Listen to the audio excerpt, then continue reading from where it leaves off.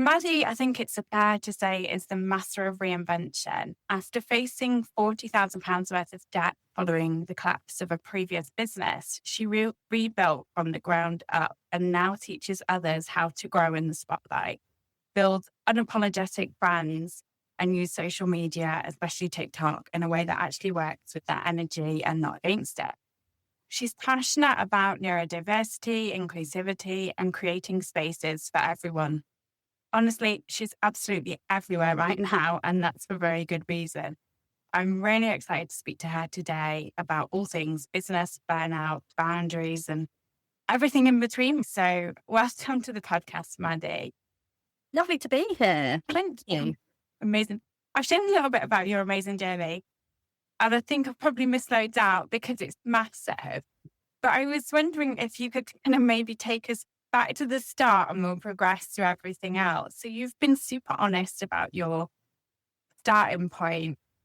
What did that season of your life teach you personally and business-wise, I guess? Yeah, so I spent the first 37 years of my life feeling like I was broken, feeling like I didn't fit in. I couldn't keep down a job. My money situation was not just I didn't have any money, but I spent everybody else's, like the bank, my parents, like just everything around me just felt like I was a total car crash, like the whole of my 37 years of life. And it was after I'd had my children that everything seemed to kind of get worse. Like, I mean, not just because I had kids, I mean, they're hard as it is, but it was like emotionally, mentally, like I just couldn't cope at all. And I didn't really know what was wrong with me at all. And it was only after the pandemic where the kids had gone back to school and Harriet was at nursery at that point, Ben was in primary school. But it was only at that point when Ben's teacher said to me, Ben, we think Ben's got ADHD. And I said, but he's not naughty. You know what? Like, he's not a naughty little boy. And they said, well, you don't have to be naughty to have ADHD. And I was like, yeah, whatever. And I went away and I did loads of research on it. And it came back with all of these ADHD symptoms. And I was like, it was like a checkbox. Like, I was just like, tick, tick, tick, tick. I've got all of these. And then I found out that ADHD is, of course, hereditary. And if one or two of your parents have got it, then you're likely to have it yourself. And I looked at my dad and I was like, And so you and my dad is so ADHD. He's very autistic as well. And I worked towards getting my diagnosis. And I got my ADHD diagnosis when I was 37. And it changed my life. First of all, it made me realize that I've been doing business so wrong for a very, very long time. I've been following all of the neurotypical people whose brains, they don't teach in a way that my brain understands. So of course, when people are teaching me funnels and teaching me launch strategies and things like that, I'm just making up my own way along and just like fumbling in the dark. And it was really eye-opening from that perspective. But I'd previously been in £40,000 of debt in my kind of early 20s. And I'd worked really hard to pay it off because I got told that my only option was bankruptcy. And when someone tells me I have to do something, I'm like, nope. That was my PDA profile. I'm just going to not do that thing. So I worked out all of my own methods to pay this money back. And it took me 5 years and I paid off £40,000. And what I hadn't realised was that I'd done it in a very ADHD way. I'd gamified my finances. I'd found ways to get discounts. I basically made it fun to save money. And like, I'm not saying to anybody like, it's not stressful, but I was so stressed. It was a really difficult time in my life. But looking back, at the time that I was diagnosed, I was already a money specialist. I've been working in the discount space, working in the fintech space for a really long time. And I learned how ADHD and money work together or don't work together, as, probably more of a case in point. When you've got ADHD, money is very, very difficult. It's hard to manage. It's hard to keep hold of. We have a lot of impulse spending issues. There's ADHD tax, which, despite popular opinion, is not a government tax that is put upon ADHD people. It's basically just the amount of money that we lose every year, which is around £1,700. I help people in the business world because people who have got ADHD learn in a different way. So, for me to understand and learn how I do business and transfer it over to my coaching clients, it really helps them to learn how to do it as well. I lost a business really catastrophically. It got me into another nearly 50 grand's worth of debt. I'm still paying that off now, nearly done. Give me about 3 weeks and I reckon I'm done with that, just in time for the book. 37 years of feeling like I was completely broken. In my early 40s, I think I was like 39, the company who I got my ADHD diagnosis through went bust. So I completely doubted myself. I was like, oh, well, if they've gone bust, it's probably like a Mickey Mouse diagnosis. I'm probably not, maybe I don't have ADHD. So I started questioning myself again. And I was like, do I, don't I, what's going on? So I went down the NHS route, did right to choose, got my ADHD diagnosis.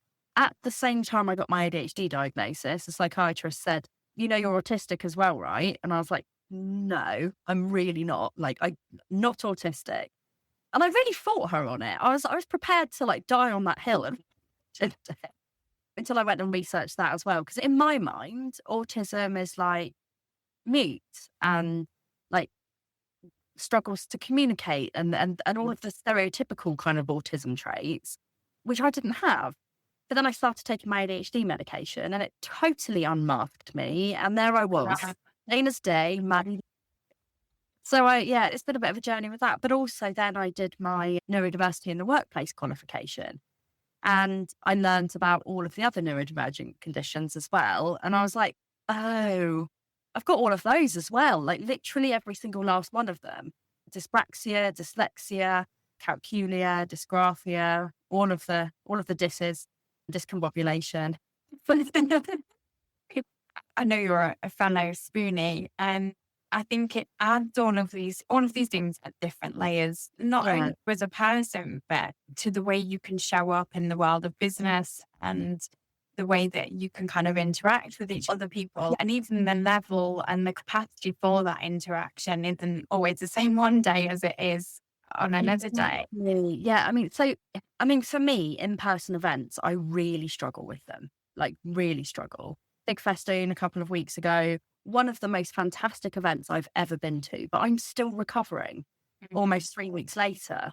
You know, in-person events literally kill me because too much peopling, too much moving around. I'm also hypermobile. I've got joint problems, mobility issues.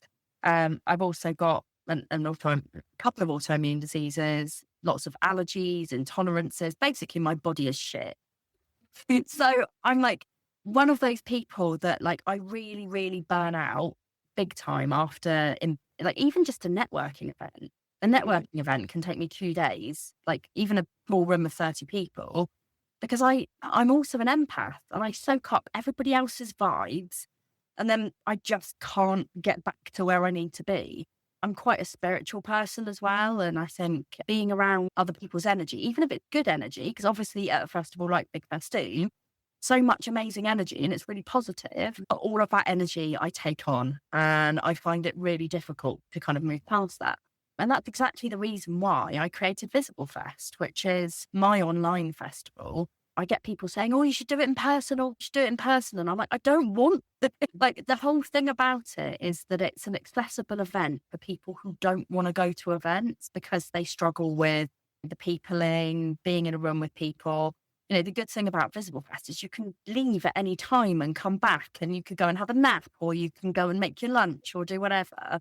And you don't have to do it in the same room as everybody else. And for me, that was really important because it's hard doing online events. And also there's, you know, the cost of travel, the cost of hotel, traveling halfway across the country. I mean, so I live in Southampton, so going to Big Festoon was like a 7-hour drive for me, which is a long way to go. Whereas if you can just turn your laptop on and have this amazing creative space, and it's not just a boring Zoom thing either, you know, I've made it so that it's engaging and people can meet each other and it's inclusive and all that kind of stuff. It makes the world of difference. So I decided that was the premise behind it, which is good. But yeah, for event, showing up in business, like for neurodivergence, we do this so differently. And also we get impacted by things like justice sensitivity, rejection sensitivity dysphoria. Our executive functions, our cognitive functions are not the same as other people's. we might go to an in-person event, watch a talk, and then 5 minutes later, we're like, hang on a minute, like that was about. Whereas Visible Fest, you can purchase the recordings afterwards and it's a really low fee. It's 27 quid. And you get lifetime access to all of them. So you can watch them back at any time. And they're short and sharp and you don't have to sit there worrying about whether you're fidgeting because you can be camera on or camera off. And it does make a difference. Definitely. Yeah, it was. But it's really funny because I was sort of, as you do, convalescing and scrolling the internet. And I was like, oh, I'm missing out on that. And my son was sat next to me and he went, you'd have hated that. And he's like, not that you'd have hated the people, not that you'd have hated the event or things like that. But you'd be like, you'd have been broken for a month if you'd have gone to that. And it was really funny seeing that reflection of my ability with stimuli and things like that kind of reflected back to me from my 16-year-old who kind of had no investment to say go do that or don't go do that or sorry you missed out, that kind of thing. But when he kind of reflected that back to me, I thought, you know what, he's probably right. I probably would have had a month where I wouldn't have been able to function because I'm quite introverted. I'm very different when you get to know me to when you first meet me. And then let's talk about that. It's really important. So I always say to people that I'm an introverted extrovert. So online, people get to know the me that hides behind a camera. And actually, when I'm on the camera, I'm really extroverted. In person, I'm socially awkward AF. I'm super introverted. I've also got this thing which is called prosopagnosia, which is face blindness. So basically, prosopagnosia is where you know somebody, but you can't connect their face to their name or their business. And for me, I know loads of people. It's really hard. And people come up to me and I'm like, you look so different, your picture. And so I made name badges that said, remind me of your name, because I'm like, even if I've met somebody 2 or 3 times, sometimes I can see them in real life and I'm like, I don't know who you are. It happened with one of my clients. I was like, it took me about 10 minutes to realise who she was. Luckily, I didn't say anything, but it's only when she said something and I was like, fuck, I know who you are. You're actually my client. But it's a real thing. And it's very common for people who have got ADHD to have it as well. That's pretty interesting. When you think about, because obviously with neurodiversity and inclusion, sometimes it's really hard to kind of include everybody, isn't it? With the best will in the world to make everything completely accessible or open to everybody is difficult. And I think I kind of watch you and I think you do a really good job of that. Do you think that's one of your business superpowers? I try. I learned recently from Jen Wilson, who basically told me that there is no such thing as a safe space. It's creating safer spaces. And we're always learning. You can do things wrong. And it's about, and also something that Jen's taught me is about calling people in rather than calling people out, which is a really, really nice phrase. So it's not like you're wrong, you haven't done this right, you're not inclusive. It's how do we make everybody feel like they're a bit more welcome, but not just welcome, celebrated. And in my membership, Invisible to Influential, we have such a broad range of people. My only rule for the membership is no douchebags allowed. And I make it very, very clear that it is an inclusive and welcoming and celebratory space for people who have got differences of some kind. It's fascinating. It really is. And that's, to me, when you're trying to be inclusive, it's about listening to people's stories, listening to where they've come from. It's not just saying, we take people from all backgrounds. It's about celebrating them, listening to their stories, understanding why they feel like they've been misunderstood or they've been left out. So that's my mission, to make sure that they feel like they can come into the space. But also, I'm not somebody who identifies with all of these different groups. Mm-hmm. So for me, it's also a learning curve, but it's a learning curve where we can all, pick each other up instead of knocking each other down. That makes sense. And I think that's lovely. And I really like the fact that you kind of said calling people in rather than calling people out. Yeah, that's something that I've learned from Jen. I'm learning a lot from them and it's really good.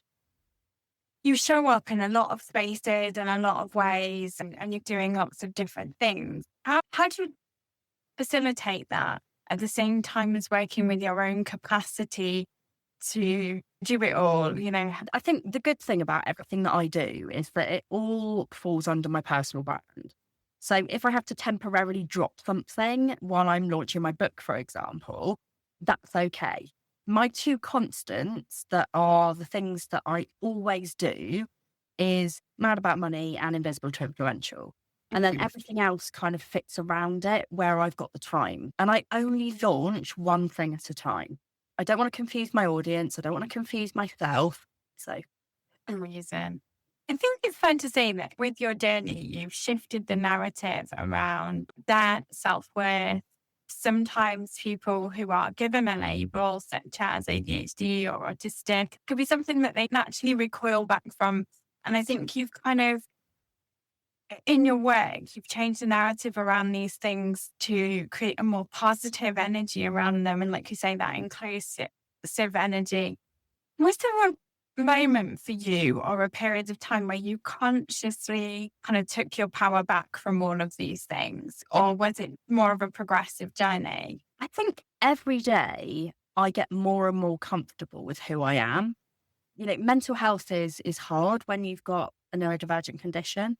I don't think it's a superpower. I don't think ADHD is a superpower. I don't think that being autistic is a superpower. When we know who we are and we identify with who we are, we're comfortable in our own skin and we know our flaws. The more comfortable we get with ourselves, the more our personalities become a superpower. And I think this narrative can be quite damaging for people who haven't quite discovered who they are yet. So, you know, when we see people saying ADHD is a superpower, automatically it gets our prickles up because we're like, but it's not a superpower for me. Like, actually, I find it really debilitating and it's really hard. So why is that person flying and why am I not? And I genuinely feel like it is because when you know your brain, when you know your body, when you understand how fast to go, how slow to go, and you know what your skills are, then you can be empowered. Then you can see your personality as a superpower. But it's not the ADHD, it's not the autism. Those things may well contribute to you feeling like you've got a superpower, but they're not a superpower on their own. They are actually, in fact, very debilitating conditions that can come with lots and lots of struggles. And I feel like we should never downplay those struggles because those are when we downplay those struggles, that's when the press go, oh, well, it's not, you know, it's a made up condition. You know, it's those people who go, oh, you know, everyone's got a bit of ADHD in them. Well, yes, I mean, to a certain extent, yes, they do. Because every single symptom or every single sign or trait of an ADHD person is something that neurotypicals have in teeny weeny doses. Neurotypicals don't walk into a room 17 times a day and go, why the hell am I here? Neurotypicals don't sit there for an hour and a half in their car on their driveway because they can't move from one task to another. Neurotypicals will not, you know, spend an additional £1,700 a year on stuff because they just forgot about it. You know, that's the difference. Like with ADHD traits, they are times 1,000. So yes, everybody's got a bit of ADHD in them, but it's a teeny weeny bit. We've got lots of it. You know, that's kind of the way that I describe it to people anyway. You touched upon the media there. I just want to ask you probably one of the most difficult questions I'm going to ask you actually. Recently, we've sat back and we've watched you. You've had media attention, which obviously for a business owner is brilliant, but it's definitely brought for you some highs and lows with it, potentially being misunderstood or misrepresented. I think it's probably fair to say, but like I call it thrown under the bus. Yeah, probably. I mean, all of the details aside, but what helped you to stay grounded during that with who you are, and how do you protect your energy and your sense of self when you're going through something like that? Yeah. So I'm not going to lie, like everybody saw me going out there and challenging every single last thing that was said about me. To be honest, I think the first time it happened, which was January, I think was kind of dopamine and adrenaline that fueled that. because I got so angry that they misrepresented me that I was like, hang on a minute, I need to fix this. The second time was actually a little bit more like, oh God, this is the second time and there's no smoke without fire. People are actually going to think I'm some form of criminal. And that was tough. But it's staying in line with my values, my ethics, my beliefs, and my core values are stay true to yourself, be inclusive, be educational, like put your family and your health first. So, I actually asked one of the newspapers, like they asked me if I'd be happy to put pictures of my kids in the newspaper. And I said no. And they'd asked me if they could have a professional photographer like coming over to my house. So I said yes, but the kids aren't going to be in it. They took one of my Instagram photos. It's like, wow, these people have, it's scary, but, there is a certain element of, all PR is good PR because it gets the right people. If you're living authentically by your own values, it gets the right people into your world. And every time the press have thrown me under the bus, I have had so many lovely messages, mainly lovely. I mean, there was that horrible guy who called me some unmentionables. We won't talk about that. But, there were so many more people who were like, keep going, like, you don't know me, but you've changed my life, like all of these kinds of things. Knowing that I've helped so many people to get their ADHD diagnosis, knowing that I've helped so many people to get benefits that they're entitled to support them with their disabilities, that's my thing. So I know that there's more good that comes from it than bad, but it does hurt sometimes. And it's also the amount of time it takes me away from my business as well, because it's like, oh, good, I'm in the press again. That means another week of having to defend myself instead of cracking on with what I need to be doing. But I think this is another thing that I think puts people off from being visible. They don't want to be thrown on the bus. They don't want to be put under the limelight. But this is why I help people to be able to manage that negative PR. I do have a PR person who I work with who is absolutely amazing at helping me with those things. I'm under strict instructions now that I'm not allowed to talk to any press without her explicit consent. Yeah, it's managing the narrative. I think it's quite interesting because I'm classically trained as a therapist, like, all the warm, fuzzy counseling and then like the super spiritual side to me. But I always have so deeply ingrained within me that it's wrong to project my opinion onto somebody else. And obviously part of being visible is part of showing up with your opinion sometimes. So I'm in this really, like, I'd say I'm in the rapids at the moment. I don't know. I really struggle with it. How do you help people? Because you've taught so many people to show up online authentically. And basically, your answer there was, I showed up authentically as myself. So I know that I'm doing more good than bad. And that's how I create that resilience to it. But what's one myth that you wish that people, I guess, could unlearn about showing up online and being visible? And people, especially like myself, that are in this, it's not safe to have an opinion anywhere in the world, especially not online. Yeah, exactly. I mean, the thing is, right, you do have to kind of get comfortable with what feels okay for you to share and what doesn't feel okay to share. So I've basically got like a list of guidelines and boundaries that kind of protect me. So you don't hear me talking about my kids' behavior online. I don't talk about my husband online at all, to the point where, like, I mean, I might say, oh, it's our wedding anniversary today, but that's about it. Like, some people know I've got a husband. I talk about him so little that people assume I'm a single parent most of the time. I don't talk about him, and that's because that's his decision. He is not a public person. He is not somebody who wants to be in the press. He doesn't want his photo taken. He doesn't want to be in any of my videos, and that's his decision. I don't talk about my parents, really. I talk about my ADHD dad and his ADHD traits. But apart from that, nobody knows about my parents' personalities. They don't know about how they parent. Like, by the way, my parents are good parent. I'm still very close with both of them and they are separated. But, I don't talk about that in great detail. I glide over it in the book because it's relevant. But, I don't go into deep details about it. And again, that's because I'm not comfortable sharing much more information with that. But, I am myself an open book.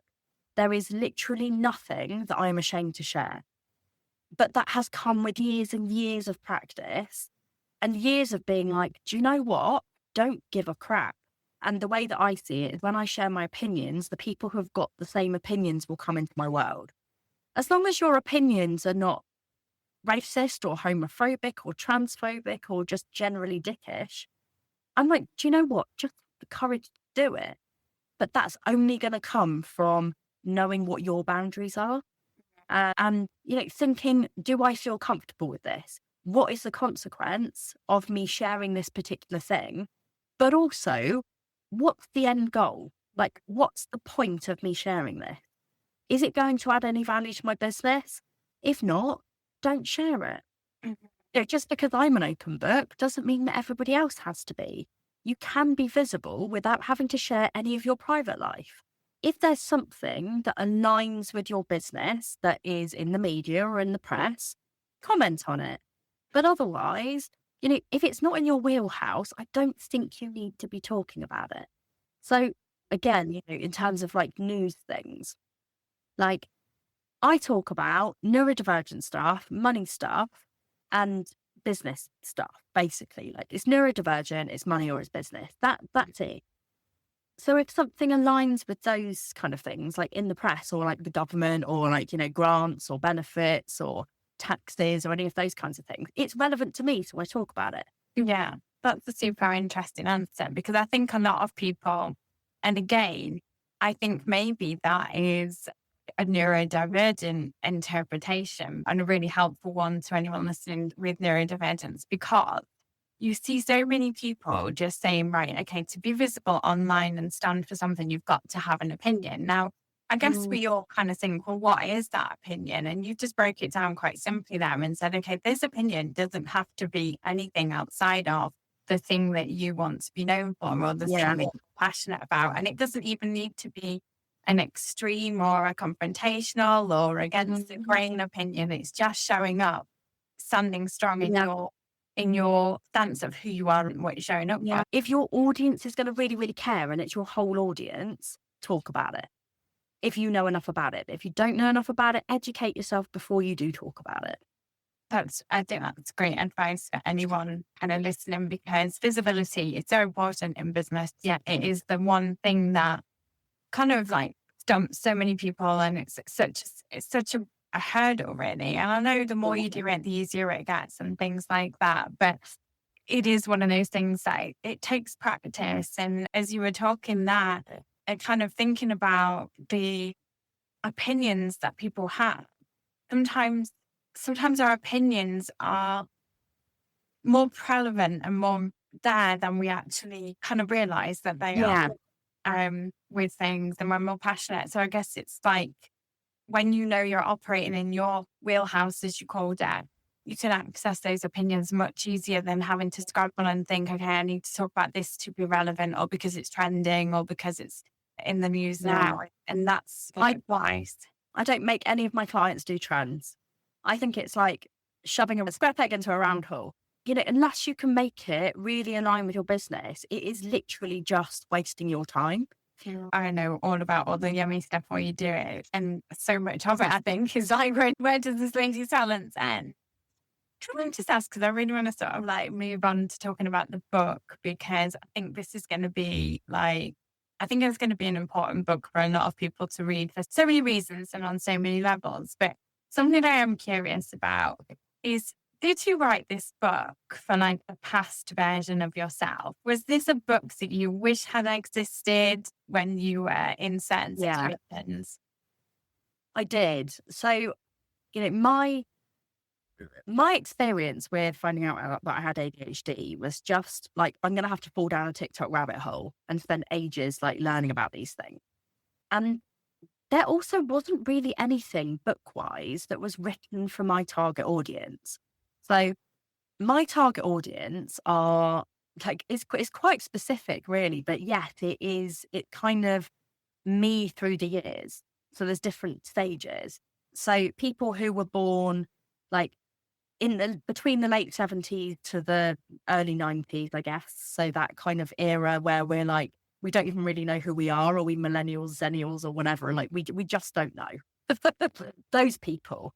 those people who are diagnosed late or who are still on their diagnosis journey, the people who suspect they've got ADHD but just don't really know.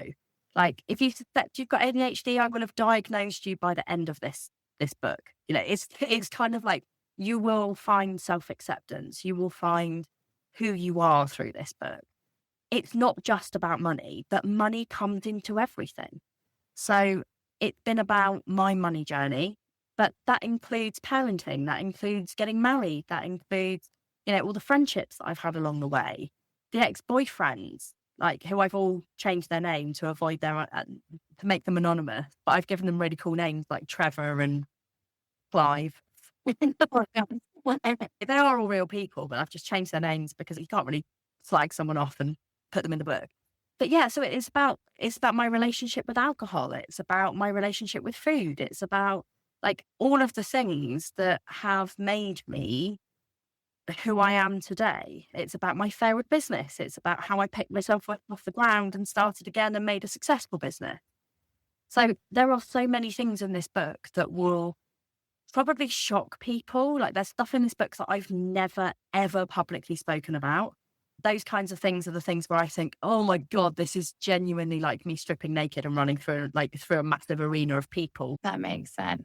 So if people were picking up the book and they're not readers, but they just want to pick up the book and they're like, I'm only going to read one chapter of this book, I'm sure that one chapter would help them in to read the rest. They read and why? Oh, okay. That's really difficult.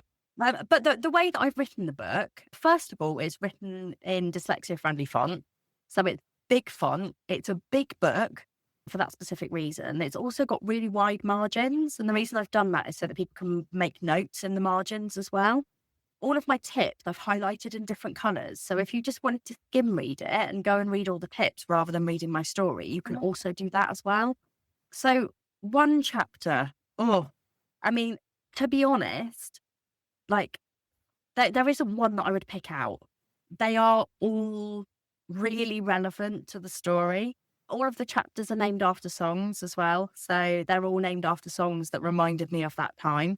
I've got a very weird alternative music taste. So like you might develop some new tastes in new music. There is a playlist that goes with it as well. I think maybe if you want to skip to the end and see how it turns out, and then maybe start with the last chapter and see how I turned my life around, then go back and read the rest of it, because then it will make more sense. No reason.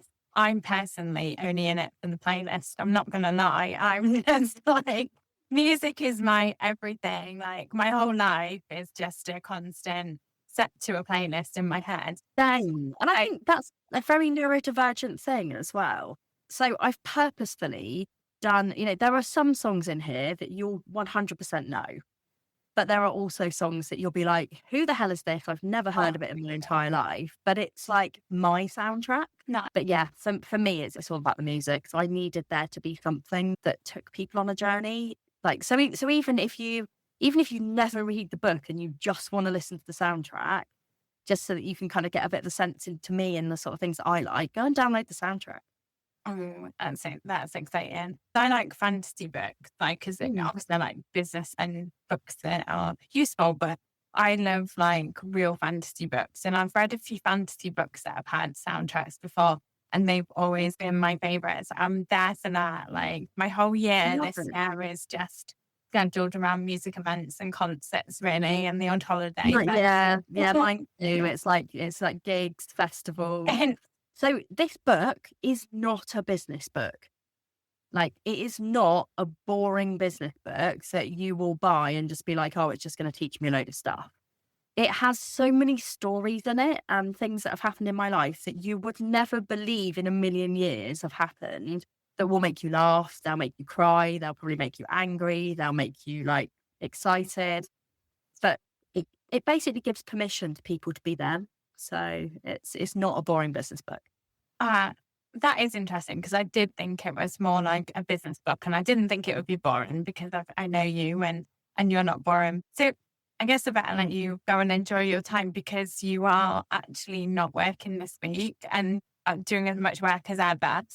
So, but I have one final question for you. Obviously, what's next what I know you're quite spiritual as well. So are there any whispers from the universe going to this next? What's your next chapter looking like? Or is it just knuckling down and rinse and repeat, doing more of the same? Yeah. So for me, for the last 6 weeks, my tarot cards have been like, bring it all in. I'm taking that Mad About Money app will actually become somewhere that people actually want to hang out because there's lots of nice, cool information and stuff in there.